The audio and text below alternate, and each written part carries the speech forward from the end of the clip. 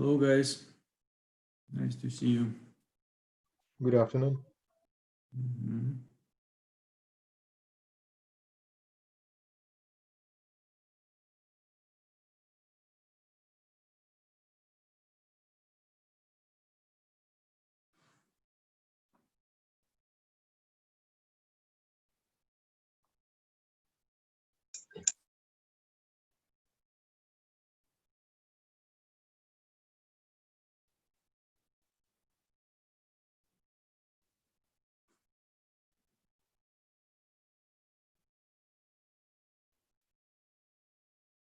Okay, so you had this weekend first midterm. I hope that things were going well for you, and there were some concerns from a bunch of students about problems. So just need to let you know that today we will have again meeting with professors who deliver this course and decide how we address and organize these concerns, because I believe that we will have some standard procedure for students to highlight any issues which they experience with these problems.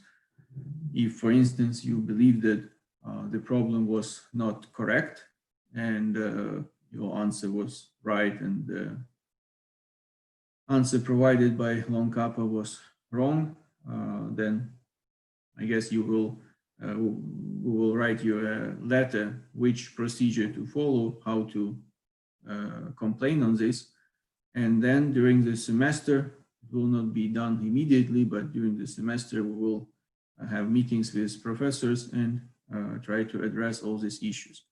But just before you decide to complain, be sure that you are 100% convinced that it is the case, because unfortunately, in most cases, it's not really true. And nowadays, we try to check all problems before assign them, but in any way, it's possible that something goes wrong, specifically with this Long Kappa software.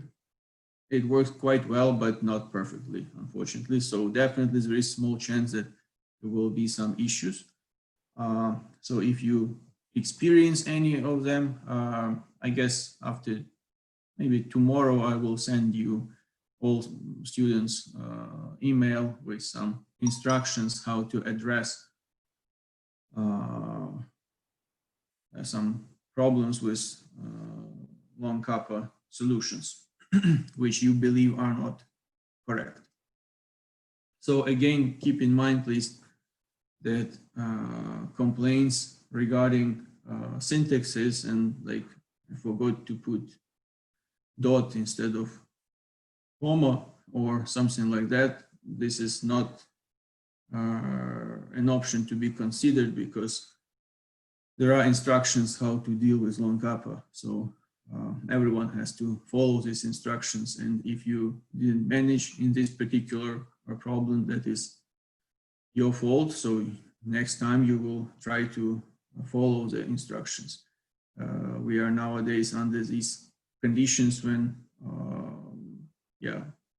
we need to use this available software, and in order to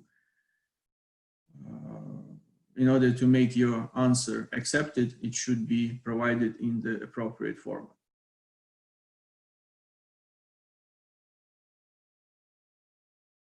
Yeah, so with all questions about problems which are not clear, so if you also believe that there are problems which cannot be solved, again, you will follow this procedure. I believe the procedure will be the following. You make the screenshot of your answer of, well, first of all, screenshot of the problem where all information is visible, then screenshot of your answer, screenshot with the answer from long kappa, then copy of your detailed step-by-step solution, and then you will send this to my email. So I will make a list of these complaints from all students, and during the semester, we will consider all cases with all other professors because they also get certain complaints from their students. So we need to do it together in order to be coherent in these aspects. And then if in case that this problem was not correct or there was some missing information in the problem which made it not solvable, you will get your points back. So it will not affect on your final grade.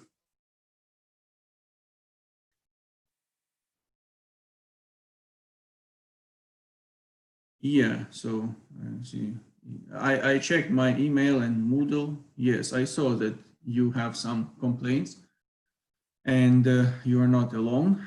There are a bunch of people who believe that the problems were not correct. So again, after today's meeting with professors, it will be at 6 p.m.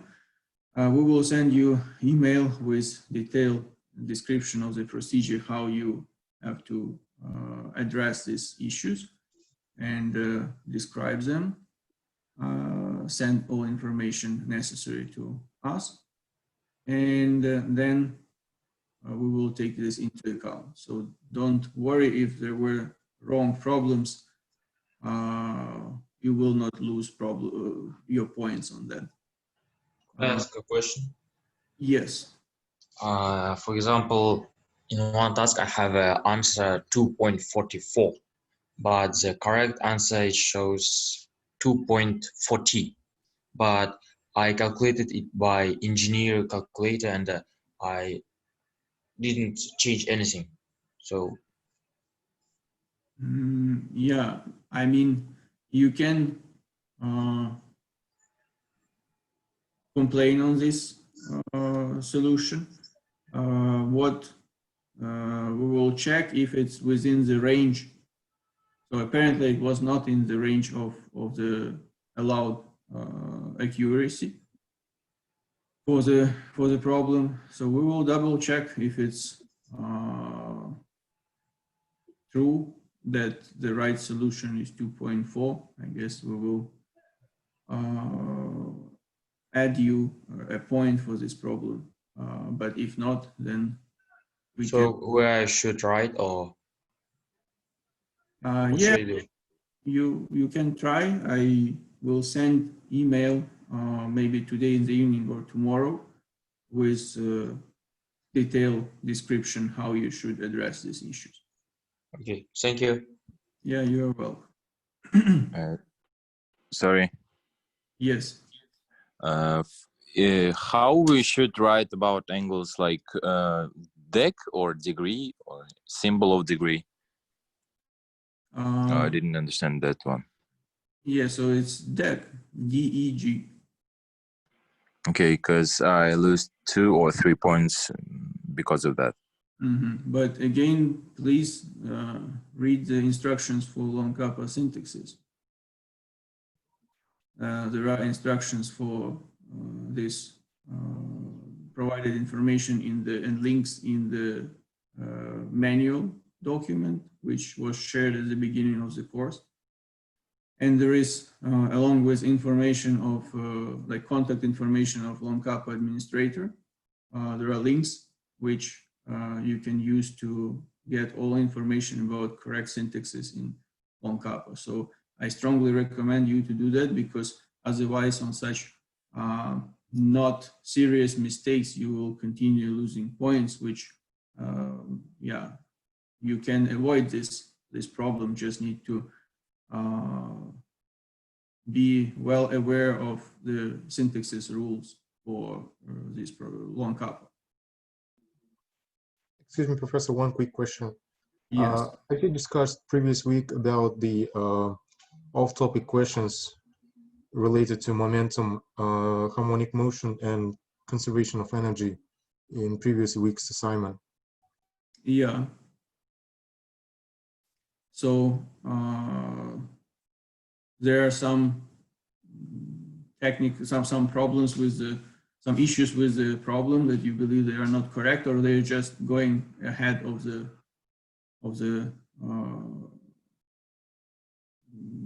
that lecture, that materials which we covered already. So these the points of these problems will be like restored or something like that. I mean, for sure, if there are some issues with problems itself, that because some students complain that some problems cannot be solved. I haven't seen yet the problem, so for sure you need to complain if it's the case. But if it's just some conversation of energy, I mean, it's not so far from the current stage where we are in the course. And even from the course of high school, you're also familiar with most of the concepts. So this kind of problem should be solved. We will try, and professors really do their best to avoid this providing problems which are not in the right position of the course which is currently studied. But unfortunately, there are many problems in the pool for all students because they are randomly assigned. And there could be some problems which are a little bit ahead. If one of the problems is really ahead, like weeks ahead, because conservation of energy, we kind of currently working on it, so it's just maybe 1 week ahead. I believe it's not the reason to complain too much about that. But if it's like weeks ahead, like 1 month ahead, then sure you can complain, show this, and these points will be also restored. Okay, thank you. Sorry for taking time. Mm-hmm. Yeah, it's okay, no problems.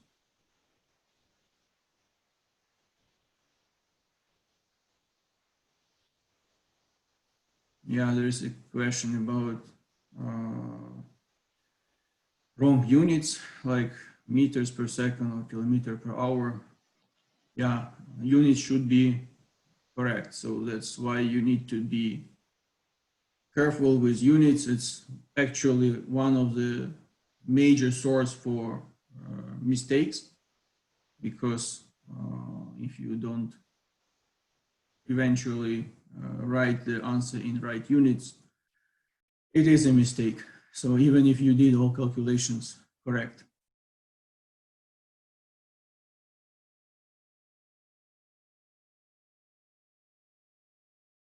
Okay, so I believe that today or tomorrow, I will send you all email with step-by-step instructions how you should complain on your problems. It should be organized because there are so many students, so we need to have some accepted unified approach for this, and then we will try to address all these issues in order to avoid cases when you lose points because of some technical issues with long cup. That I believe the most important step, what has to be done. So we continue trying to improve this checking problems before, but long kappa can also change it by itself because it changes parameters, makes them random. So every student gets different parameters. Sometimes there are issues, but it's getting better slowly. Okay, I guess we discussed these major points, and let us come back to our discussions. So I change the screen. Maybe just short recall of our last discussion on Friday. So we were talking about mechanical work done by force. So we know now that both magnitude of the force and its direction with respect to displacement matters in terms of calculating the work done. So work is equal to dot product or scalar product of force vector and displacement vector, delta r. And this could be written as the absolute value of force multiply absolute value of displacement multiply, sorry, not sinus, cosinus alpha, where alpha is the angle between the force and the displacement direction. So if the force is not constant, so if it's a function of x, then you need to take an integral to calculate the work done. For instance, if it's force just one dimensional case, then we need to integrate from x1 to x2, f as a function of x dx. This will give us the force done by which is done by force, which is a function of coordinate and changes with x. So this will look like this. It's our force as a function of x. This is our x, and force is not constant; it changes. Yeah. So if we have x1, x2, the work done will be the area under this function, which is defined like comprised with boundaries x1, x2. Okay, so that is more or less, we consider different examples with work done by gravity and work done by spring, taking into account the sign of the work. So work is positive when the direction of the force is the same as direction of the displacement. And if this force and displacement are in opposite directions, work is done work is negative. So these are kind of rules which we need to keep in mind. And now I guess it's time to go further. And today we will consider kinetic energy. Okay, let us consider one case when we have constant acceleration. So some body moves with a constant acceleration. Constant.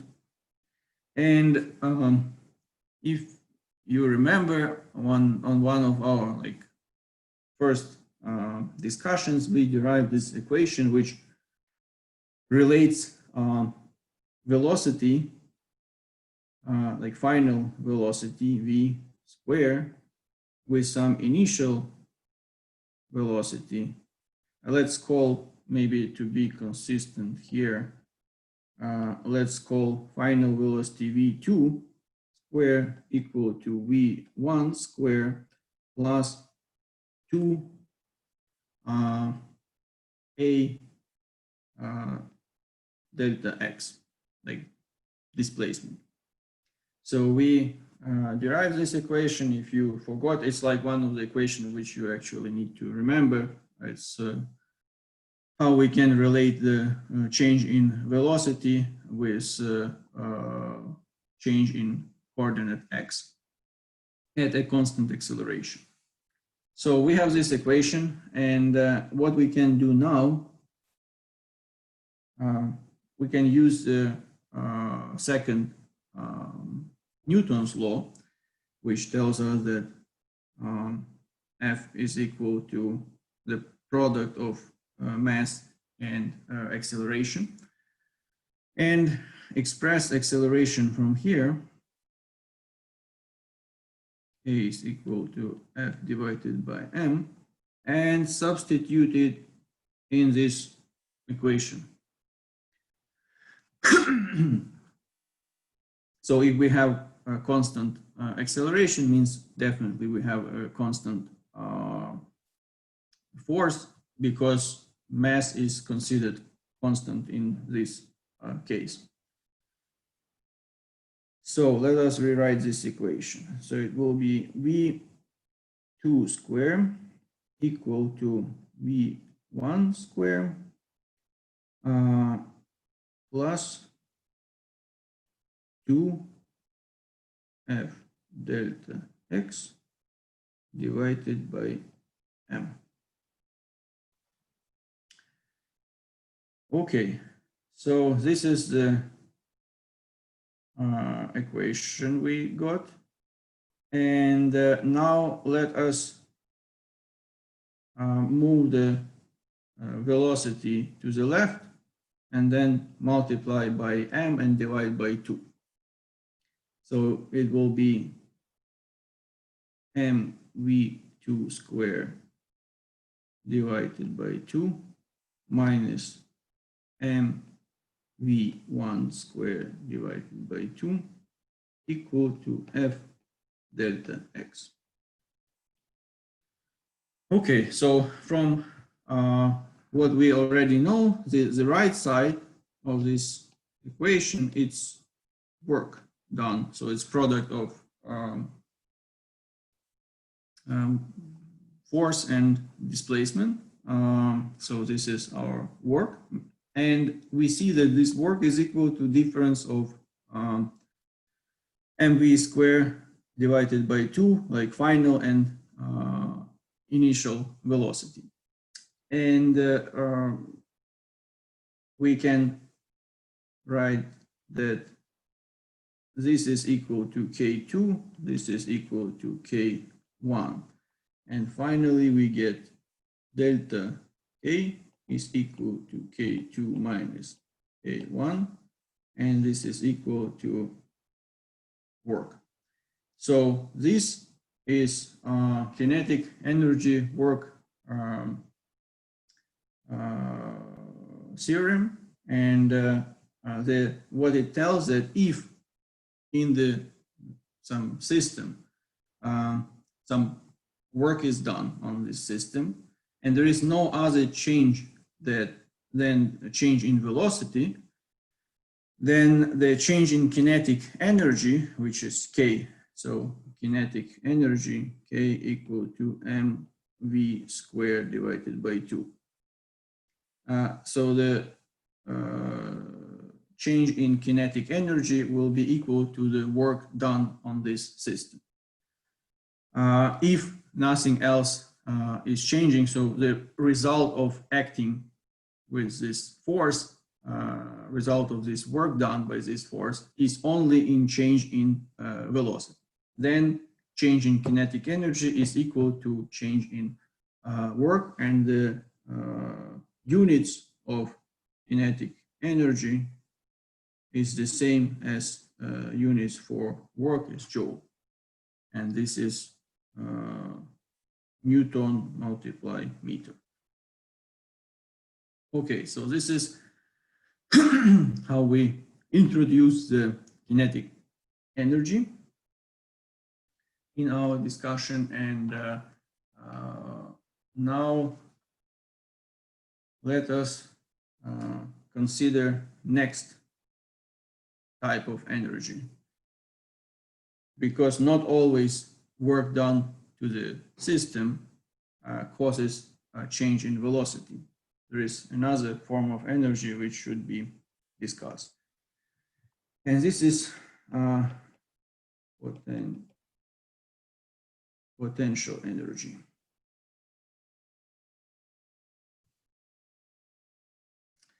So let us consider one case. Let's have some axis X, then at some coordinate x1, we have a body with some weight mg. Then we apply some force F, which is equal to mg, but in opposite direction. And this body moves to coordinate x2. So let us, so first question. So, and these two stages, they are stationary. So this body is not moving in the position x1, then we move it upwards, and once it reaches position x2, it doesn't move anymore. So let us see, kinetic energy at x1 is 0, doesn't move. Kinetic energy at x2 is 0, it doesn't move, but work.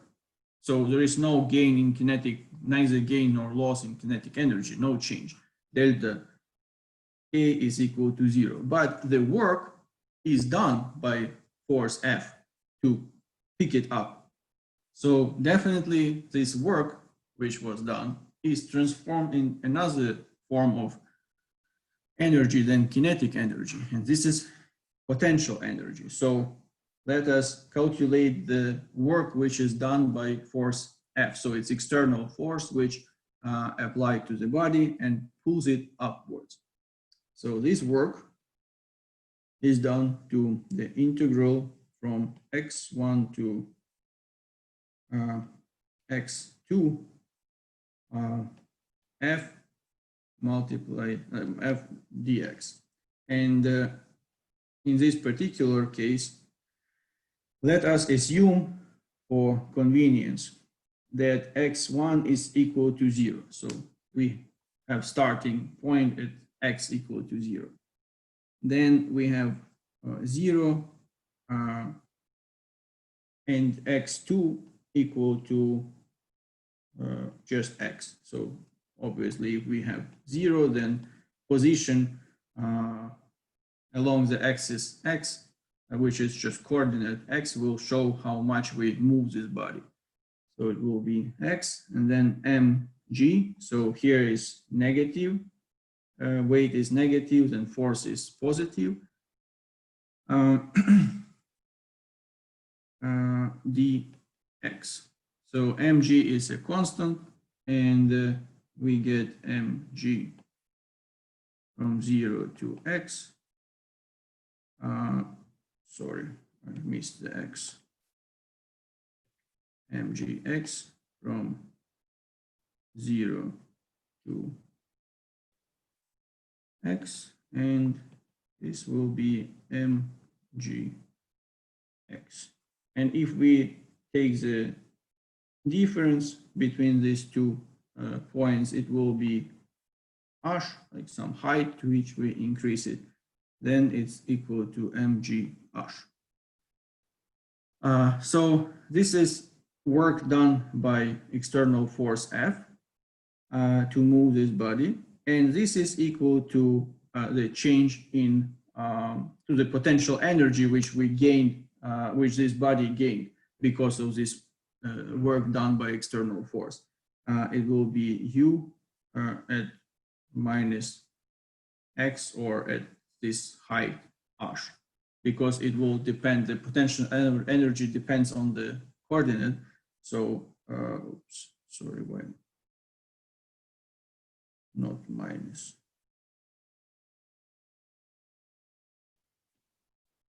Just at x, or h, depends how we define the position, by height or by just coordinate x.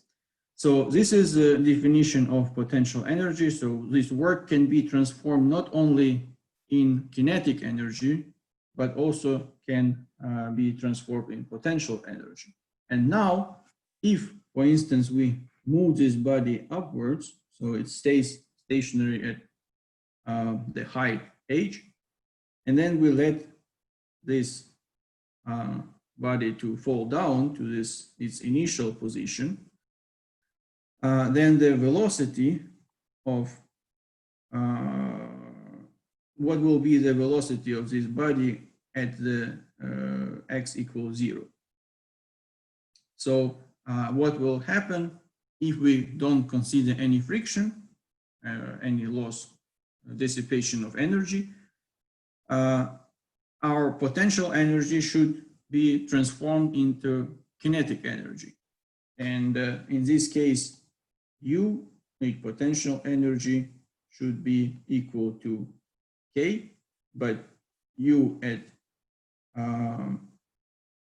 H should be equal to K at 0.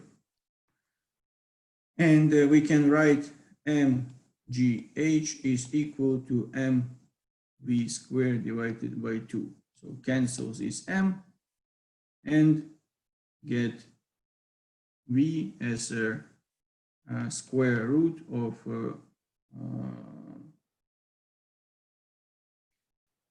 2gh. So this is the velocity which will possess this body once it's falling down from height h. And what does it mean? That the sum of potential energy and kinetic energy in the system where only conservative forces are acting, we will discuss later what are conservative and non-conservative forces, will give more precise definition, is not 0, it's equal to constant value. So if we change potential energy, then we increase potential energy, decrease kinetic energy, and vice versa. So we discussed these two most important kinetic and potential energies, but definitely it's not enough, because there is such a concept as internal energy. But maybe before we go to internal energy, I think it makes sense to give you another example with a spring potential and kinetic energy of the spring, because that is relevant also for, first of all, better understanding, and also there are many problems involving this spring. So let us maybe consider first example with spring. So we continue playing with this kinetic potential energies changes. So we have a spring with some body attached, and this is now in the resting condition, which like x is equal to 0. So this body has some mass m, and let's say we applied certain force F, and the displacement of this body is minus x, the coordinate. So the force of the spring is equal to minus kx. Okay, so here in the first position, there was no kinetic energy, no potential energy, because spring was not compressed. Then we apply some external force. This force does some work, and we definitely increase the potential energy of the body, because in position 2 it doesn't move, so it's stationary, but since work has been done with external force, it accumulated some potential energy. So let us calculate this potential energy. So work done by external force, which is like this F,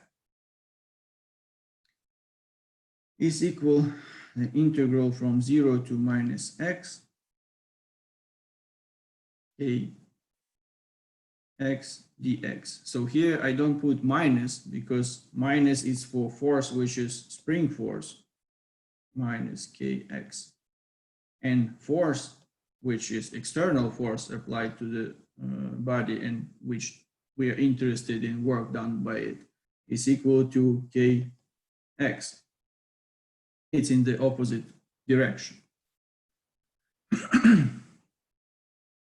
So now we integrate, it will be kx squared divided by 2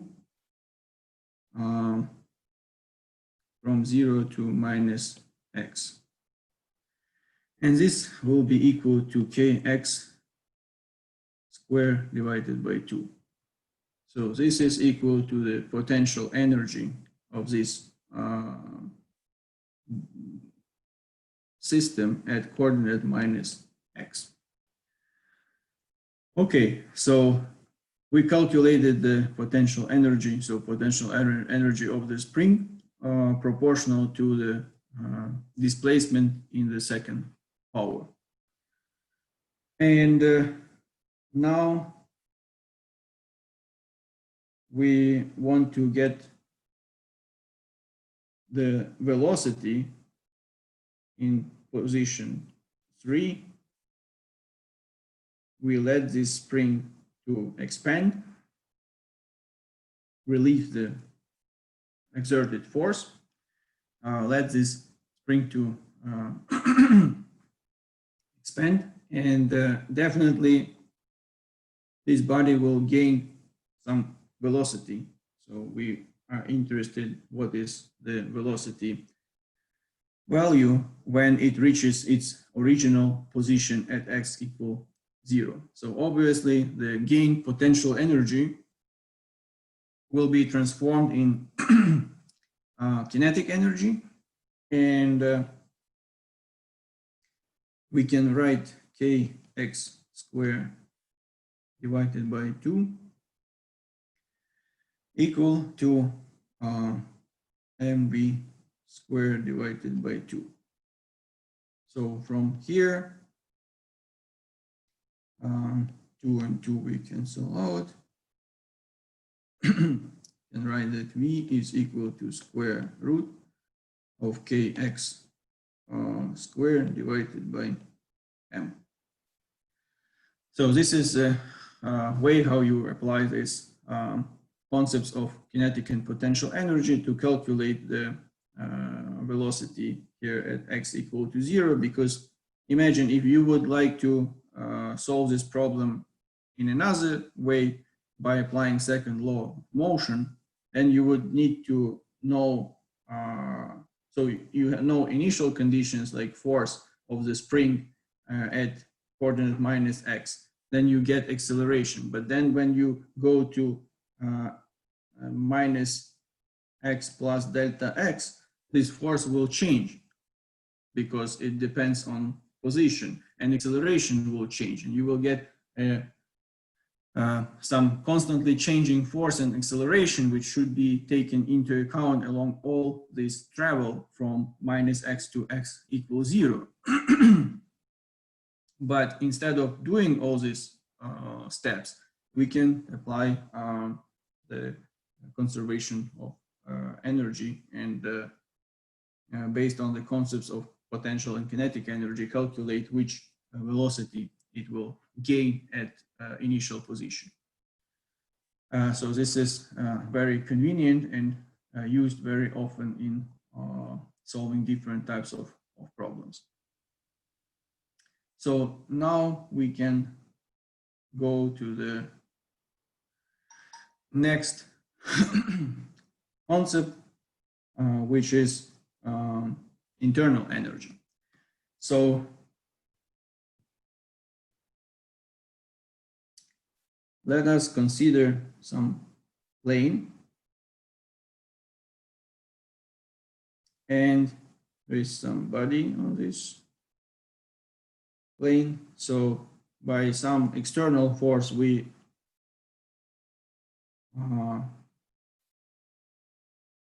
push this body, that it starts to move with certain velocity,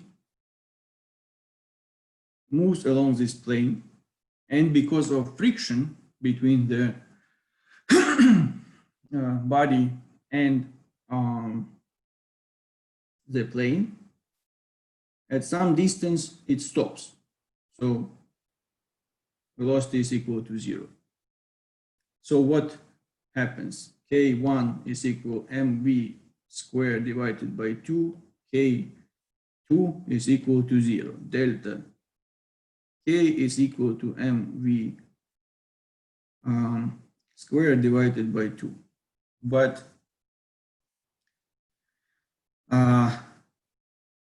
so kinetic energy is gone, so it has to be transformed to some other form of energy. But this plane is horizontal, so it doesn't go up or down, so we don't change the potential energy. So delta U is equal to 0. Then what happened? Why? How is it possible that we lose kinetic energy and don't change potential energy? Because we were talking about this just before. And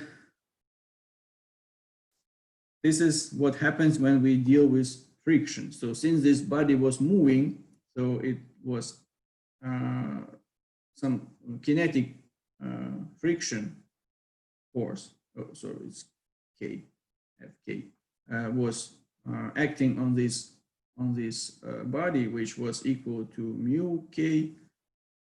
It's like not good here.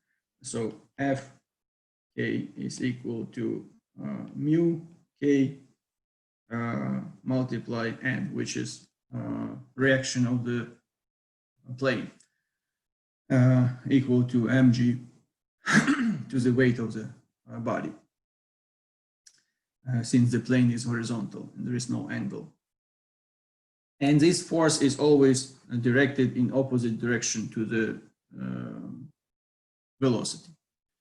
So this friction, kinetic friction force, was doing some work during the motion of this body from left to right.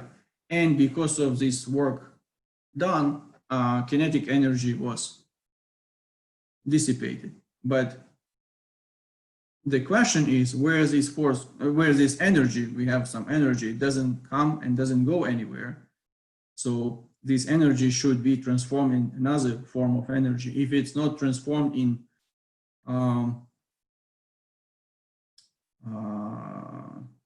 potential energy, then do you have an idea where does it go? Thermal energy. Yeah, so we, while experience some friction, we heat up the plane surface and the surface of the body. So this kinetic energy is just transformed in heat. And this change in heat is also called change in internal energy. Then we can write that delta K in this case is equal to delta E internal, so change in internal energy. This is important because we can consider on paper some, or in computer, some cases where we don't have any friction, so we model this system without friction, but in real life, friction is always present, and we definitely need to do something with this in order to take this effect into account. So let us highlight, before we go and define the conservative and non-conservative forces, let us consider one simple example to highlight the difference between gravitational force and friction force. So we have some body. Again, we have how to do it better. Yeah, let's delete this. So we drop some body with weight m from height h, and we are interested what work is done by the gravity force. So we already know that we have some potential energy here. The work done by the gravity force will be equal to the change in potential energy. So if it's 0, and this is like our height h, this change in potential energy will be mgh. So this is work done by gravity, and which is like this weight mg. So now let us consider similar situation, but on inclined plane. First of all, we already considered before the work done by gravity is the same, so it doesn't depend on the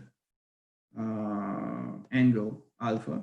So because if we don't have any friction, work actually doesn't matter. Even if we have friction, the work done by gravity will be the same. So work done by gravity, so this is mg, and here we have these projections along the inclined plane will be mg sinus alpha. So it will be mg sinus alpha multiply displacement, which in this case is L, the length of the plane, L. And since L multiply sinus alpha is the height, it will be again mgh. So doesn't matter if we drop this body directly or let it slide down on the inclined plane. Work done by gravity will be mgh and will not depend on the trajectory of this of the movement of the body. However, if we have some kinetic friction, so let's consider that this body is moving downwards, F kinetic. It's a constant force, velocity is constant. Let's say we have constant kinetic friction is determined by the product of the kinetic friction coefficient and the reaction of the plane. And then what will be the work done by this kinetic friction force when it moves from top to the bottom of this inclined plane?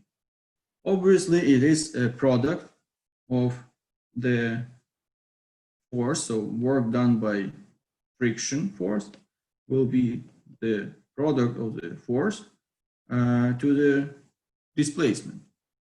But this L displacement will depend on alpha, because if we have fixed h, height of the position where our body is located, then L will be equal to h divided by sinus alpha. So we can now substitute this expression for L here, and what we get, that Fk multiply h divided by sinus alpha.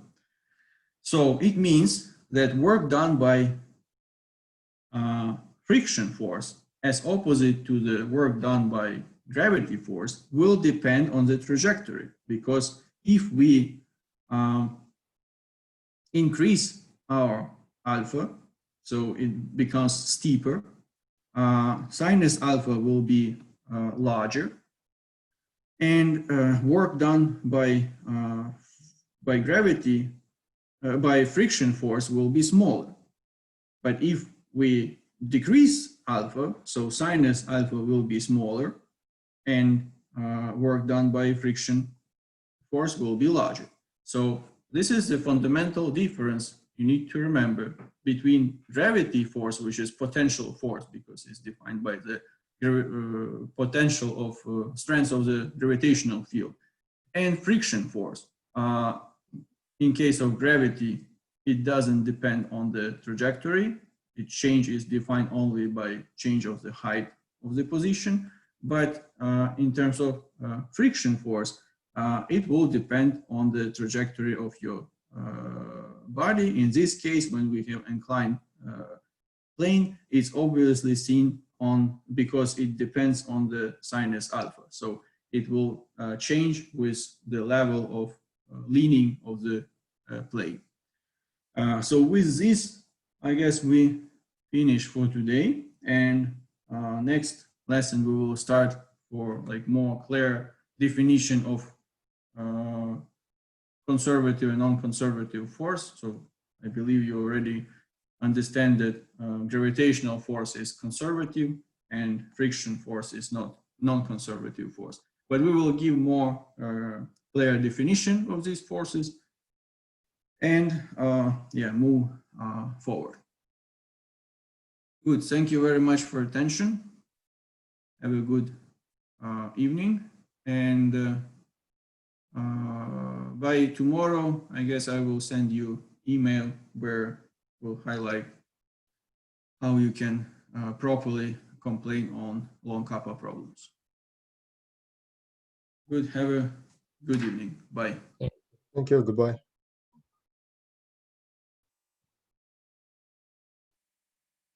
Bye-bye.